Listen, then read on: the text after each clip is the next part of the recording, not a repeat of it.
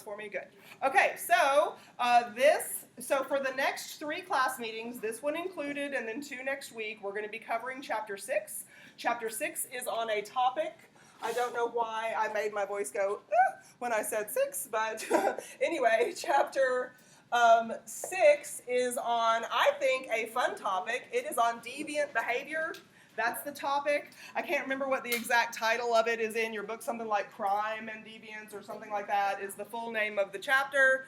But so far, when we have been talking about social structure and the 3 components that make up social structure, we've been talking about people following rules, people responding to norms in a favorable way, right? We've been talking about statuses and roles being based on norms that come from the macro scale, and then social groups and the people in those social groups with you kind of putting pressure, I guess, peer pressure on you to respond in normal, here's my air quotes, normal expected ways, right? But I think I've asked you several different times, do people always behave in the expected way? Do people always do what you would assume they're going to do in a certain situation? And the answer is no. People don't always follow social rules. I was gone on my trip to court when I talked about this, so you had to watch this in a video earlier. Of course, my online students had to watch it in a video anyway, but I didn't have the benefit of a whiteboard when we were talking about norms. This was chapter 2, I believe. So this chapter 6 that we're on about deviant behavior, we need to bring all of our information from chapters 1 through 5 that we've discussed up to this point.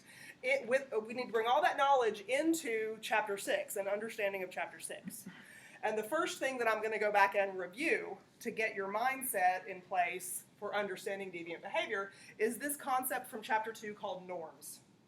Now, we've talked about this probably every single class meeting since then, and maybe even before that, I used the word and maybe didn't define it so as in detail as I did in that video you were supposed to watch. But norms, these are really short definition. These are social rules. They're social rules, okay? You should at least think of that short phrase when you hear this word norms. Now, there are 3 different types of norms that I discussed in that video from chapter 2. And we'll go over those in just a second. But before we do that, let's talk about what this actually means, social rules, because it's directly related to deviant behavior. Now, I didn't get to draw this picture for you while I was out of town, but usually when I'm able to present this in person and I have a whiteboard, I usually draw a picture that looks something like this to be a picture of what social rules actually means. Because in the definition of norms, norms are social rules that include what acceptable behavior is. The social rules include details about acceptable behavior, okay? But the social rules also include details about unacceptable behavior, right? I think on Monday, we talked about a funny topic like the funny social rules associated with blowing your nose. Was that in this class? Okay. Yeah, so little kids, like all of us, none of us, are born knowing the social rules for the place where we're born into, right? None of us are born knowing that. So, for instance, when little kids sneeze, and snot comes out their nose, or they don't even have to sneeze. Sometimes their nose is just running, right?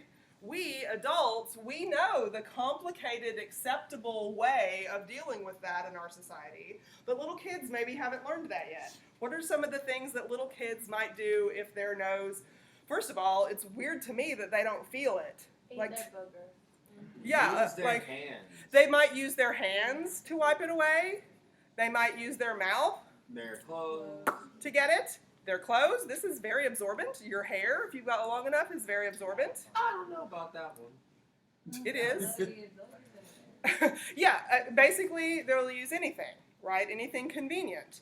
So all of those things that we just talked about, what are we going to do? What sanction are we going to give them if we see them doing? Stop. Say, oh no, yeah. I mean, they're going to know. They're going to get a message from us, whether it's verbal communication or nonverbal communication. You're very strict with your hand signals right there. I know. Yeah. You're like, stop. You know, I'm not sure that you would do that to them, but at least you would say, stop. Let's do it this way. Let me clean your nose, or come here. You know, drag them over to the Kleenex or whatever, right? Because you're going to communicate to them some kind of way that's not the acceptable way. And we really, you know what? Have you ever stopped to think about how complicated our ritual is that is acceptable for cleaning our nose? It's kind of complicated, right? It's kind of a complicated ritual that is the acceptable social rules for that, okay?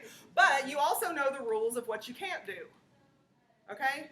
So, what's this area right in here? The maybe. That's a gray zone. That's the gray zone. That's the maybe area, because not every human behavior is in every single culture. So we don't know how things are going to be received unless we try it.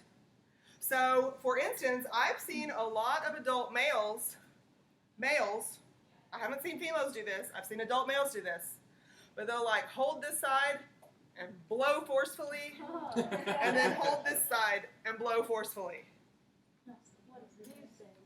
So they're adults. So, like, I don't know when they used it. With tissue? No.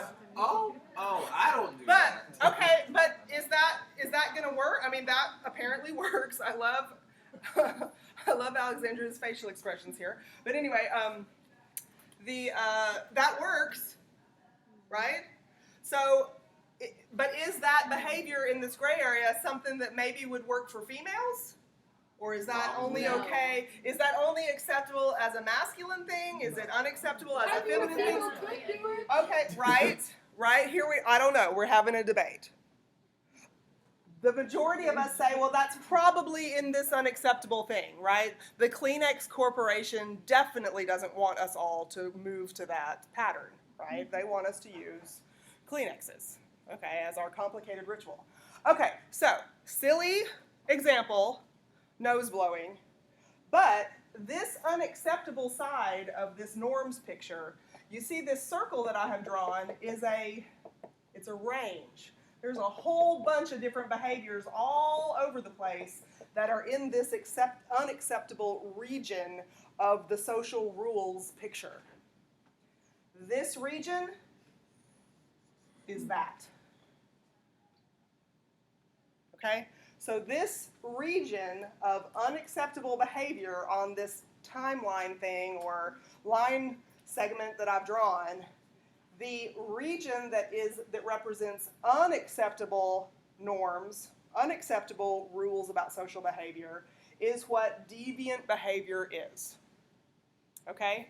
So, from chapter 2, norms and culture, we learned about subcultures, we learned about countercultures. The tattoo activity kind of went into specific symbols and norms maybe for a counterculture or for a subculture of people in the United States. But we have norms on the macro level for culture overall. We have norms on the meso scale kind of for subcultures. And we have deviant behavior rules that exist over in this region of this picture that represents unacceptable behaviors in society. Why are you frowning? I have a question, Yes. but I'm debating if it's something that I need to ask. Okay, let me know. Let me know when you decide. Okay, so in other words, here are some key terms in the deviant behavior definition. Okay? So deviant behavior is any action. It can be any action, so that's a behavior. It can also be a belief.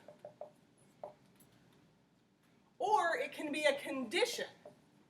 It might be a mental or a physical condition. It might be an illness of some sort, the condition that goes outside the expected condition that someone should have. For instance, simply walking the way that I'm walking right now is rough. I hope I'm roughly in the acceptable range for looking like I'm walking, quote, normally. Is it normal for me to walk like this? No. It's like Unless you have, like, unless some kind of condition. But this condition would still single me out in culture for walking like this. What? people will give you. You laugh at looks. people who walk like that? No. Yeah, people will give me looks. So, That's rude. condition can be physical condition. It can be belief. Like, for instance, did we say there was a dominant religious belief system that exists in the United States? Yes. What is that dominant religious belief system? Christianity. Did we say that there is a norm in the United States that everyone must be Christian? No. No. But since the norm is Christianity, then when somebody believes a different faith system than Christianity, do they stick out as awkward just like I would stick out as awkward if I walked around like this? Okay, Okay, so any action, like a behavior, but also any belief or any condition that goes against what is acceptable in society is considered a deviant behavior. Yeah. Just a second.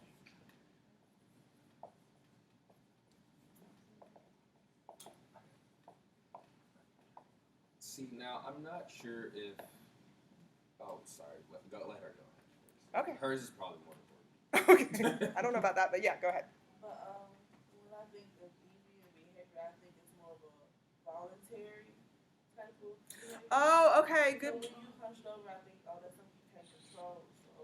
So, Not But would you? Oh, I see. Okay. Yeah, so it can either be in your control or out of your control. Just like the belief. If I was born into a Buddhist family, I would grow up with Buddhism being normal to me, but is it normal to the rest of people in a Christian society? So I don't know what charm for a necklace I would wear if I was a Buddhist. Anybody know? But I wouldn't have a cross on. I wouldn't have a Jewish star on. I wouldn't have a little miniature Quran on my necklace like I have seen others use that symbol to express their faith. So you would be born into that like an ascribed status. Kind of be involuntary. So some of them, yeah, some of them can be involuntary. We're going to talk about it in a lot of detail, probably the third lecture. We're going to have 3 lectures about deviant behavior, probably the third lecture before we get into it that deeply. Because do norms exist on the macro scale? Yes. Yes. So where did they come from and who had the power to create them? It's just people, society, But government who? a little bit. But people make up a society, right? So we have to look at questions of power and questions of influence, historic power, historic influence. And so who is more likely by your social condition to be born into a situation where in your socialization process you're going to learn mostly this rather than some of this, which is going to make you seem odd, or some of this, which is going to make you seem even more odd, or maybe even criminal, which is a type of deviant behavior also. Does that answer? Okay.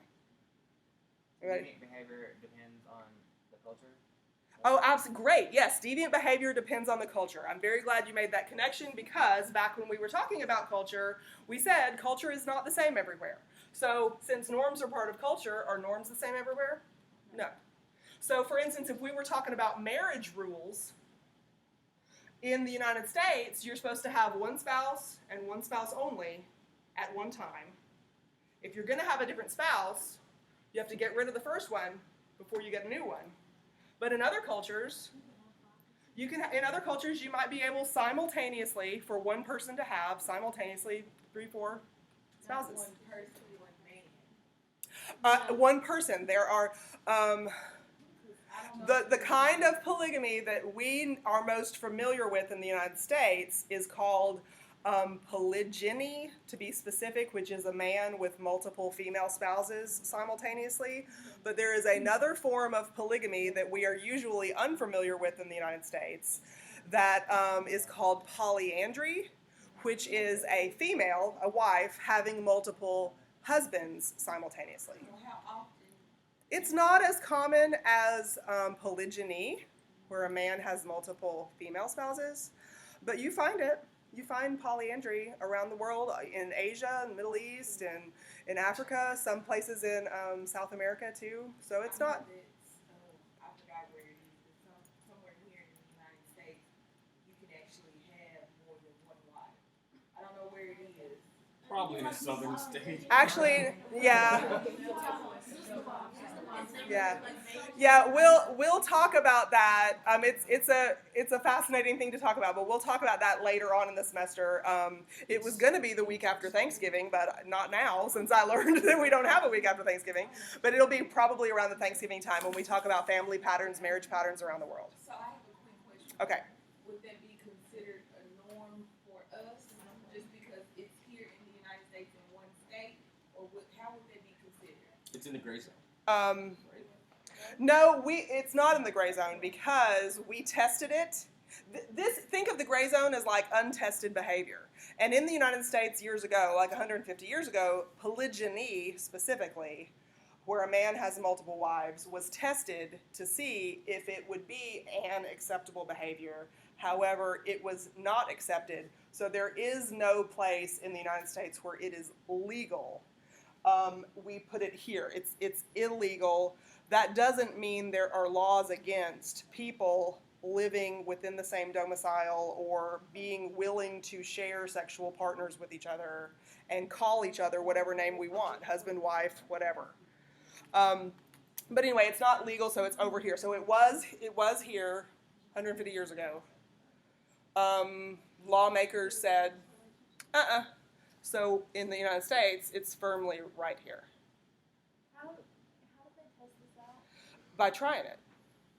Interesting. By saying, They said volunteers. my name is John, and this is my wife, and this is my wife, and this is my wife, and this is my wife. So like And and then the sanctions that they got were townsfolk. As a matter of fact, there was a migration of this. Y'all are taking me off track. But there was a migration of this pattern from, I don't remember where it started, I think Ohio, and the folks in Ohio who practiced monogamy kind of ran them out of town. And there was a colony that was like Missouri, Arkansas region, and then the other folks who practiced monogamy in the Missouri, Arkansas region ran them out of town. And they went to Utah, I think directly from here, and were successful in Utah for a while because they were kind of the only white folks there. Why And do people care so much? why do we care so much? Because norms control. We are conditioned, and let me use a psychology word, okay? I keep on telling folks how different sociology and psychology are, and they are, but there are so many overlaps too. Think about our socialization process. In our socialization process, we become conditioned to this stuff for the most part. And so this stuff, sometimes people will say feels naturally or feels natural to a person. So monogamy, probably many of you in this room, and don't answer me because I can't have any more time to talk about this, but I've had students in the past say, oh, that would just feel so weird to know that my husband or my boyfriend was with me on Tuesday nights and somebody else on Wednesday night, or whatever the pattern was. And I just couldn't do that. Right? Well, the reason you couldn't do that is not because it's not natural. I look at all my air quotes I'm using in these words in this sentence here. It's not because it's not natural human behavior. It's because it's here for us. And it is deviant behavior for us. And people around you would shun you or I don't know what they do. It doesn't take a good reason for us to hate each other. We'll hate each other for stupid reasons and be mean. Yeah. But we would say that this is a really important reason because we come from, what is the dominant belief?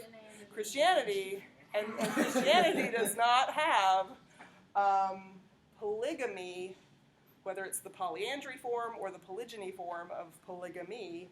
It doesn't have that as acceptable behavior. So it's become an unacceptable behavior in the norms of society. Okay.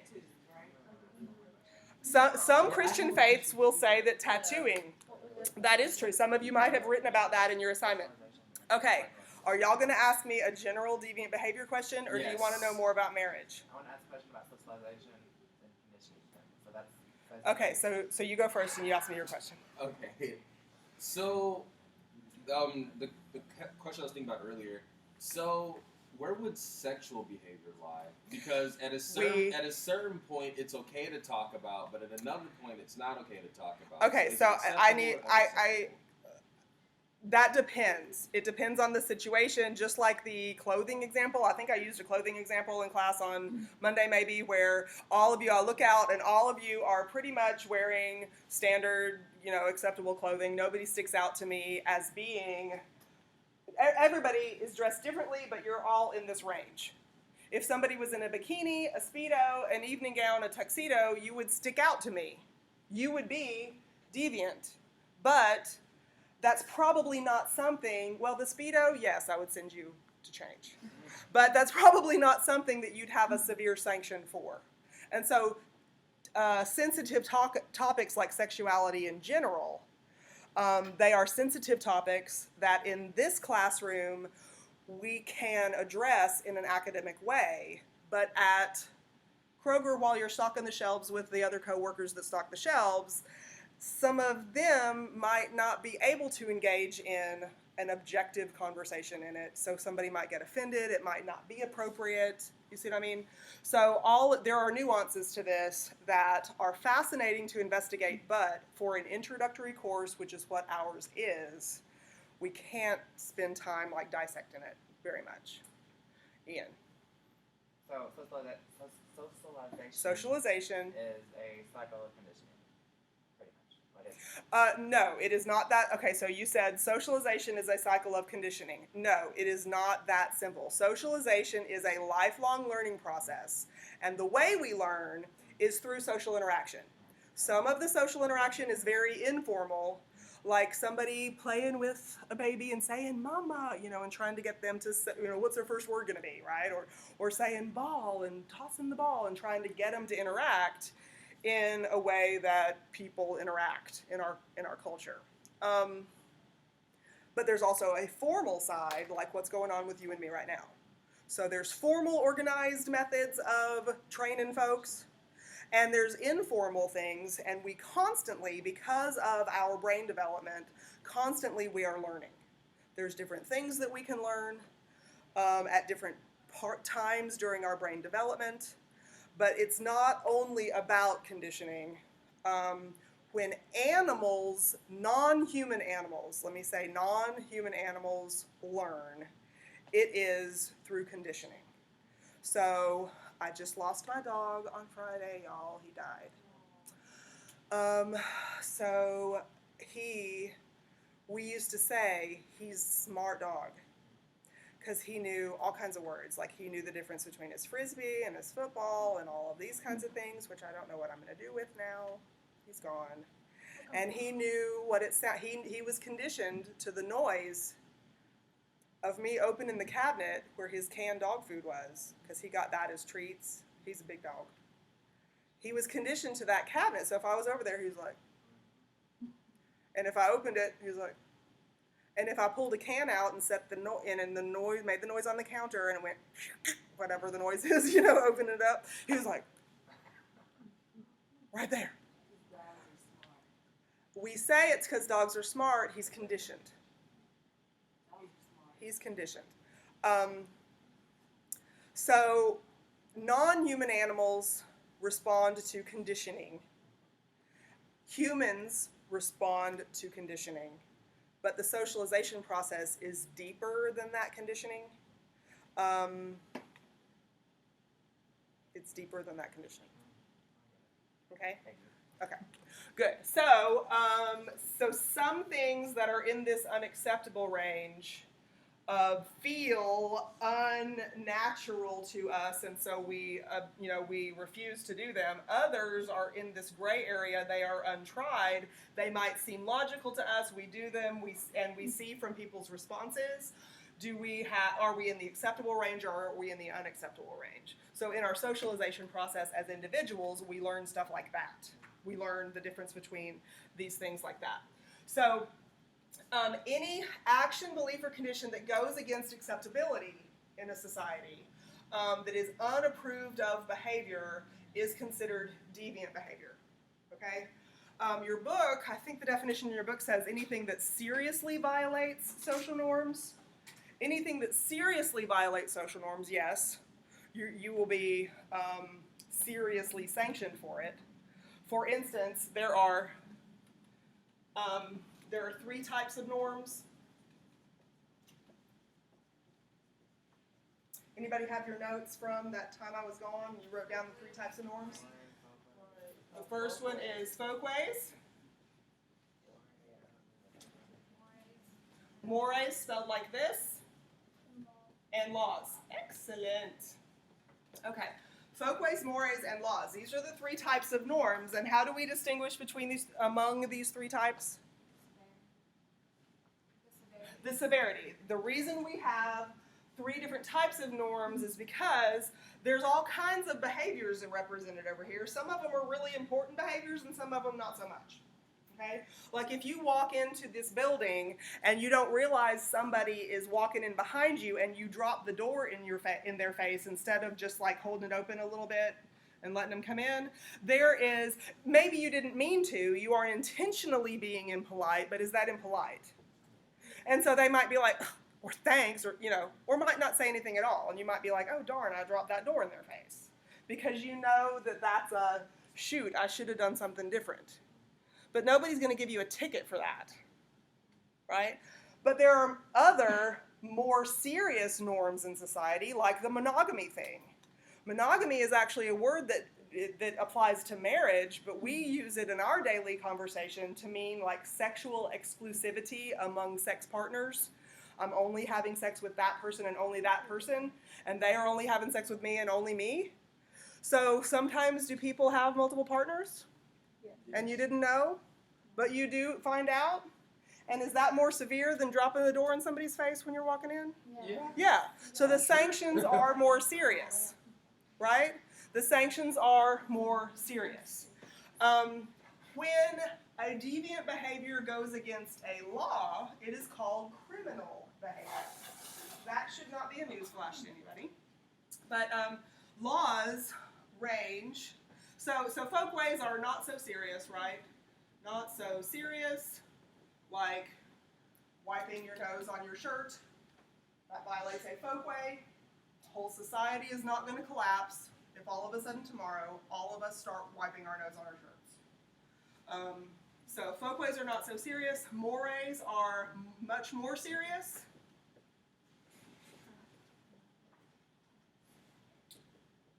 Much more serious, usually based on what?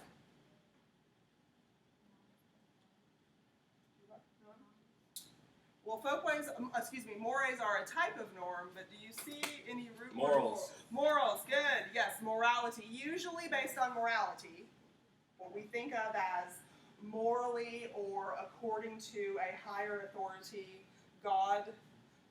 We typically associate mores as norms coming from that code of morality or ethics. Okay? So we see that these are much more serious.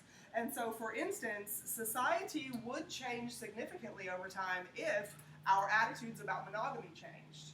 If we had monogamy as not the required legal format of marriage, and we allowed any form of polygamy to be a legally accepted form of marriage, you'd have the economic system change, you'd have the school system change, you would have all kinds of stuff change. Housing Size and style would change. All of this kind of stuff would change. So society would change significantly. We can predict that it would. Okay? Yes, ma'am? So are these also subjective to different kinds of cultures? Yes. So the question was, are they subjected to different kinds of cultures? Do norms stay the same from one culture to the next? No. So that means norms are subjective, and since norms are subjective to a culture, then all of these things and what is considered deviant from one place to the next is also going to change.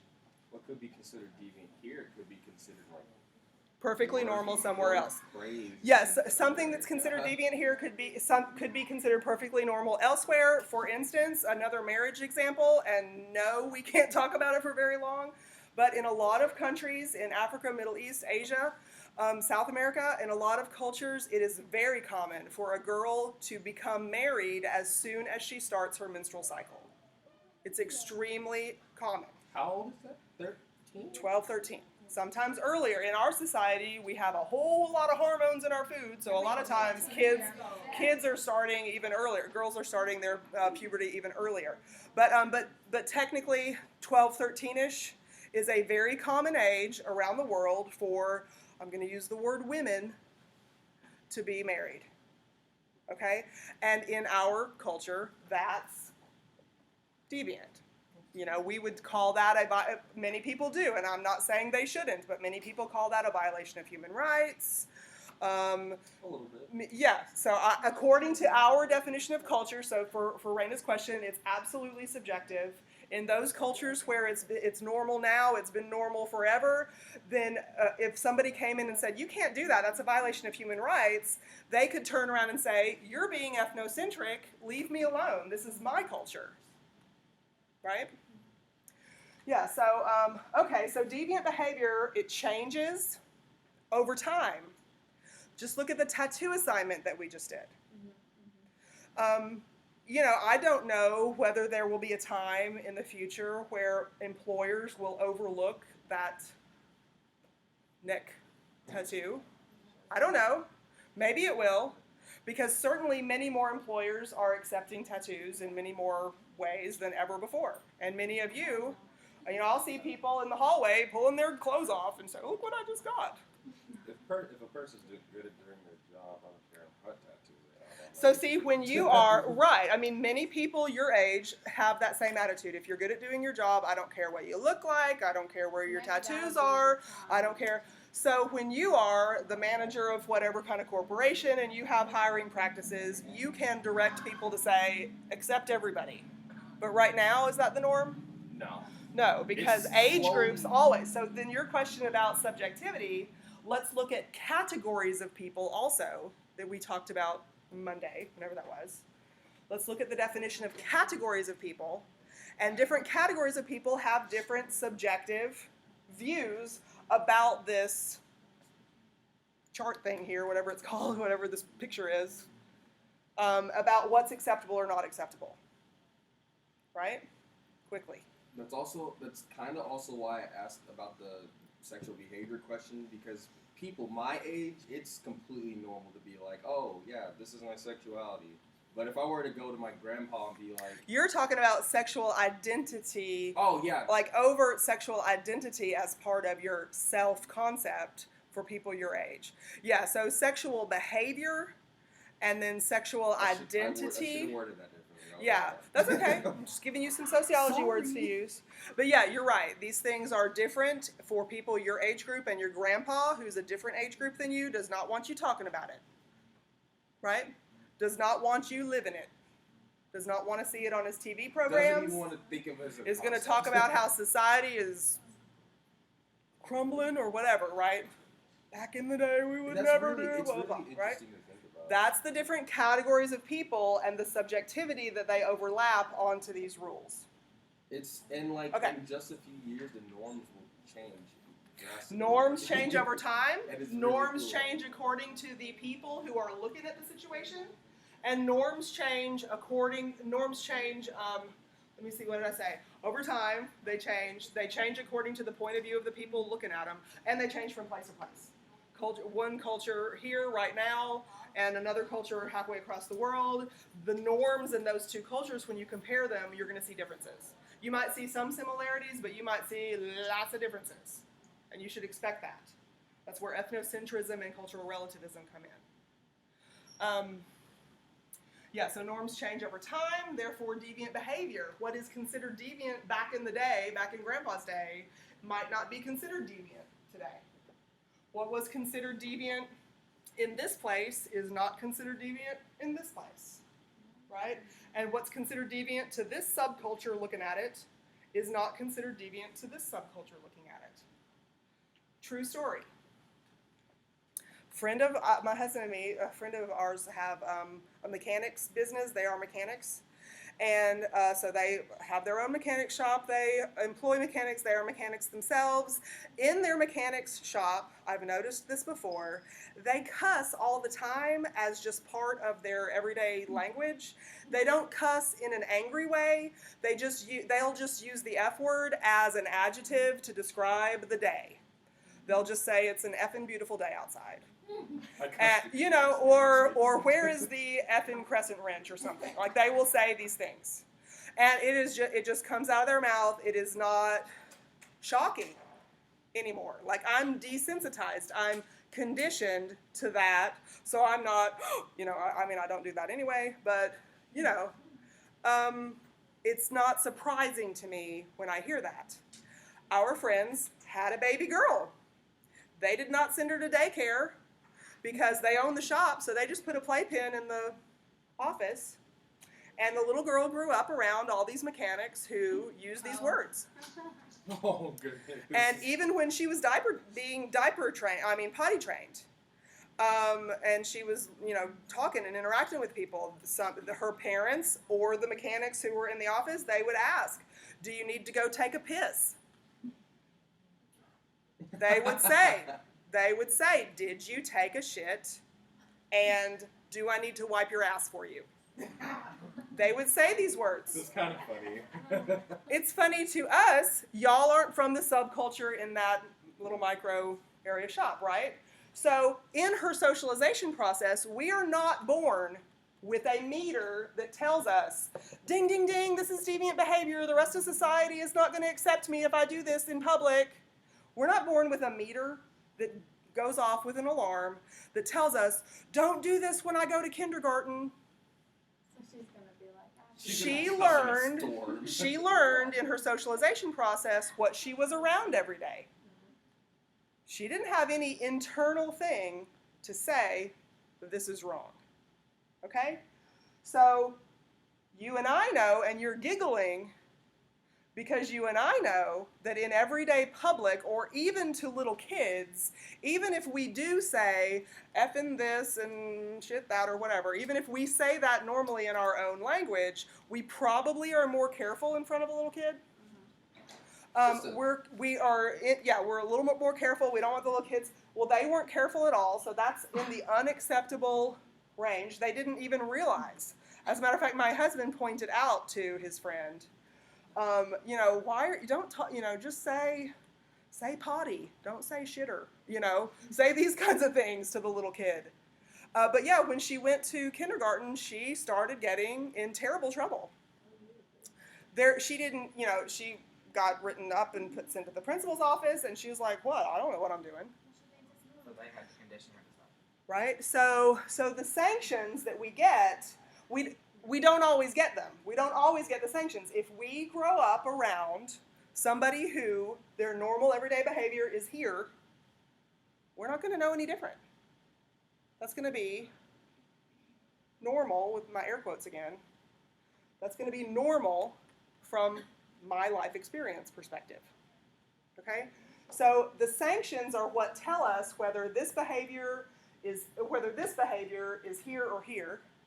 The sanctions that we get. She never got sanctions, so she just talked like everybody around her, right? But we know that behavior, we maybe don't believe that it's appropriate for that child. We maybe don't judge the mechanics, the adult people doing it. We maybe don't judge them harshly or think anything of it, but we don't believe they should do it around the child. And being a potty mouth is not something that you want a kindergartner to be, right? So you see how these words, behavior, belief, and condition, or action, belief, and condition, can even go to that situation? Okay. I can hear her now. Yeah. Yes, raising her hand. Oh, yeah, I see what you're saying. Yeah, I think she did do that, actually. I think that is what happened. I think she raised her hand in kindergarten and said, I need to go take a piss. Kids were probably like, ooh. Exactly. The little kids gave her a sanction, and the little kids, you know, they're going to go home and say, guess what so-and-so said at school today? Or they're going to go home and say the word themselves, and they're going to get in trouble. They're going to, maybe they didn't know it was a bad word yet until they repeated something they heard in kindergarten. And when that little girl who cusses has a slumber party, you think the parents are going to rush their kids right on over to spend the night with them? So there's all kinds of layers of sanctions that can happen in a deviant behavior situation, right?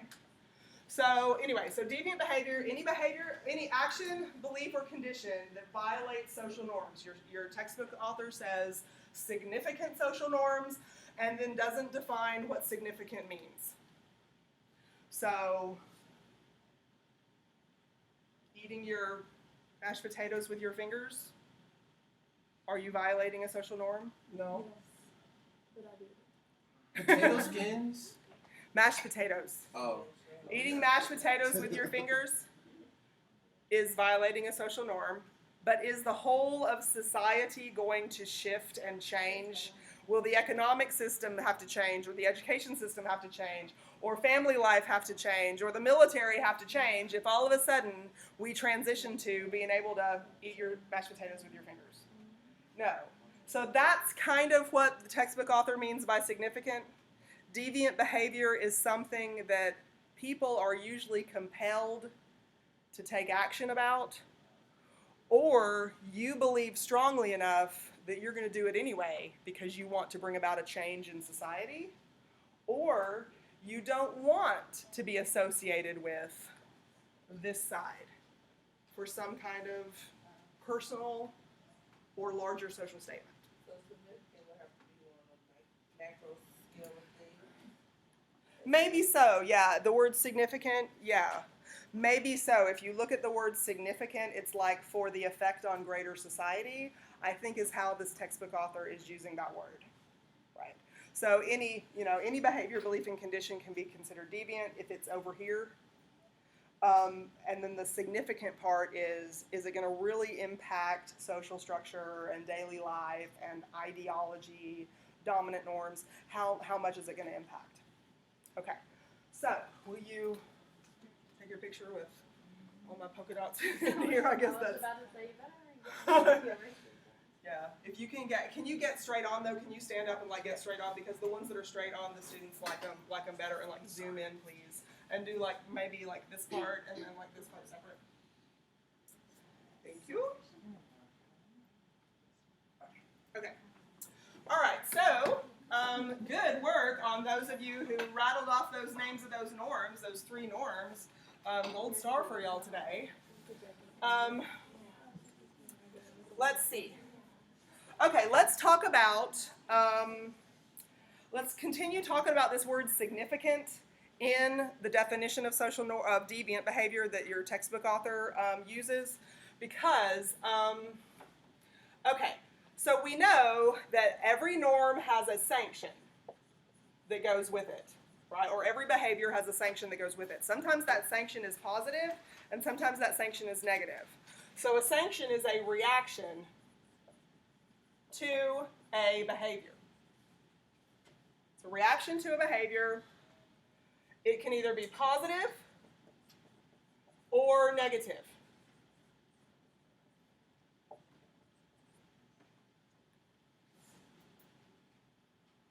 A reaction to a behavior. You are going too slow on the interstate. Do the other drivers react to that?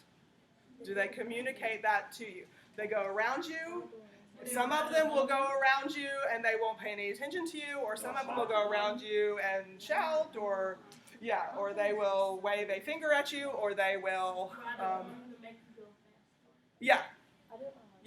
So you see, you've listed lots of different kinds of reactions that drivers on the interstate might have with you if they if they analyze that you are going too slowly.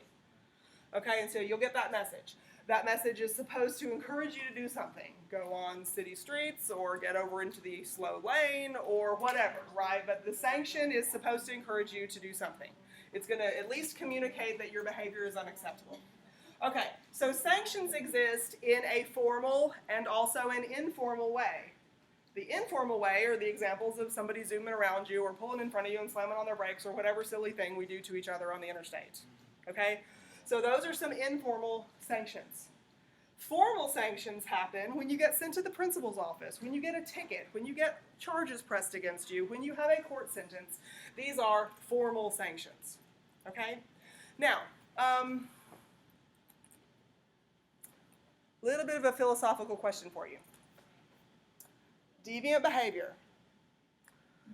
Do you think that it's a good thing for society for deviant behavior to exist? Yeah. Or do you think it's a negative thing for society for... It feeds a bunch of other things. So you think it's a good thing because it feeds a bunch of other things? It depends. Sorry. Like, are you saying like if someone's bad and they go to jail and jail needs bad people? Is that what you're talking about? Well, there's a lot of examples you can go to. So jail or people being incarcerated could be an example that you go to. So you're saying that incarcerating, you used the word bad, people, is a good thing for society. I'm kind of Deviant behavior creates jobs. Okay, there's a good... It's good to have the classification, but it's also bad because the beliefs are in deviant behavior, so that can make us see that as bad just by labeling it as deviant behavior. So since beliefs can label you as deviant, then you could be singled out, you could be marginalized, you could be mistreated, you could be discriminated against as the sanction for your weird belief. Okay? But to bounce off of her and you,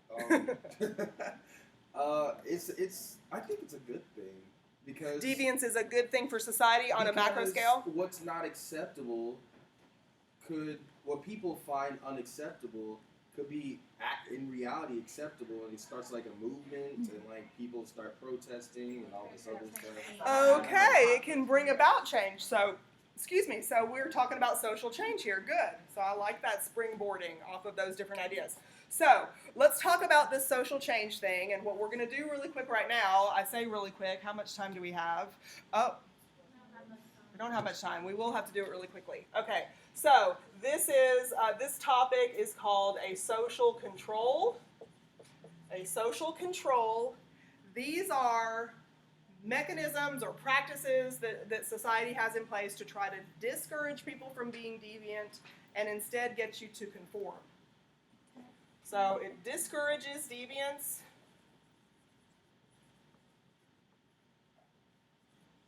and encourages, how do you spell encourage? Is that it? Okay. Encourages conformity. I think I heard one of you use the word conform the other day. I don't think we've defined it yet in this chapter. But what does the word conform mean? To fit in with, right? To fit in with society, To what did you say? adapt. Same thing. To what? To adapt. It can mean to adapt, but in the case of norms and deviant behavior, we're talking about following norms. If you conform, you are standing in line, you are following the rules if you conform. Okay? So a social control is any method that exists to try to discourage you from stepping out of line, to use Amanda's metaphor, stepping out of line, and encourages you to stay in line instead. Okay? So society has a whole bunch of social controls in place. Laws are social controls. The school system as a macro scale social institution serves as a social control. It occupies your time, so you don't have free time to go out and cause trouble. It also keeps you occupied out of the workforce for a period of time, so other people can be in the workforce and you're delayed to go into the workforce. These are social controls that, for instance, the education system puts on society. Okay? So there are a ton of social controls to try to keep people away from deviance and encourage conformity. but social controls, but deviant behavior happens anyway, right? And so deviant behavior does bring about social change. And let's see, deviance can bring about social change.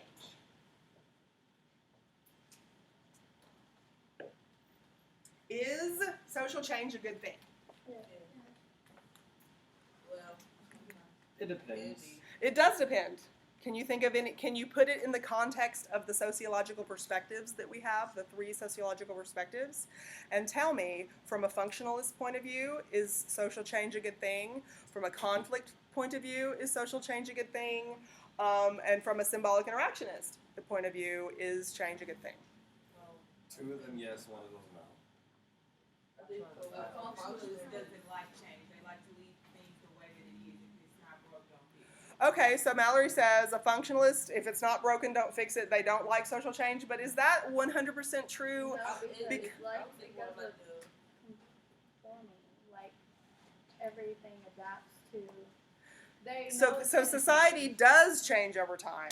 So society and norms and culture change over time anyway. Like we've made that blanket statement without talking about functionalism specifically. We have made the blanket statement that says society changes over time, norms change over time, culture changes over time. So change happens. Yeah. But from a functionalist perspective, we have to look at change in a specific way. Yes, ma'am. And like deviant behavior can kind of be a part of that machine. Deviant behavior, I like the way, and you put it in air quotes too, the deviant behavior can be kind of part of that machine that functions for social change. So back to what Mallory said, a functionalist does not want too much of a massive social change to happen unexpectedly outside the typical pattern of social change. So change is okay from a functionalist perspective as long as it's the slow, gradual, I guess they might call it organic changes that happen to a system over time. What about a conflict? Do what? Something that can adapt. Something, yes, there's the adaptation, the conformity over time that you were talking about, Preston. So yes, a functionalist is going to say if it's not broken, don't try to mess with it and fix it. Don't break something, or don't fix something that's not broken to begin with. But they also recognize society changes over time. Okay? So, and deviance can be a catalyst or a machine that has that social change or makes that social change happen. What about a conflict theorist? The haves versus the have-nots, excellent. You should think about that when I say conflict theory. They're about that. Conflict theorists are about this? Yes. In what way?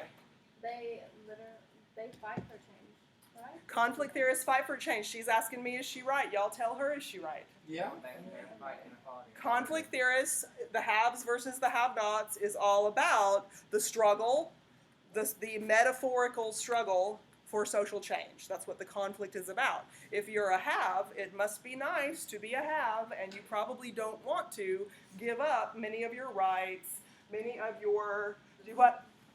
Like protesting. Yeah, and then protesting, like I think Preston said it at first, yes, if the haves won't listen to the have-nots, then maybe we have to take to the streets, maybe we have to strike at the GM plant, maybe we have to engage in a whole period of history called the Civil Rights Movement. Maybe we have to fight for voting rights and have women's suffrage, right? So yes, so those are periods of deviant behavior. Rosa Parks, Martin Luther King, these people, Susan B. Anthony, these people are deviant people. They were going against the norms that were in place. So deviance What isn't they- bad. It's just So exactly, I'm glad that you came to that conclusion. We will end on that. You should not think of deviant behavior as being only bad. rebellious act, kind of. Deviant behavior can be rebellious against stuff in society that your generation just simply doesn't want to accept anymore. And we want to change it, and whoever the haves are not listening to our loud voices, and we're going to band together and change it. That would be how the conflict My theorist generation seems works. to be accepting everything. Maybe so.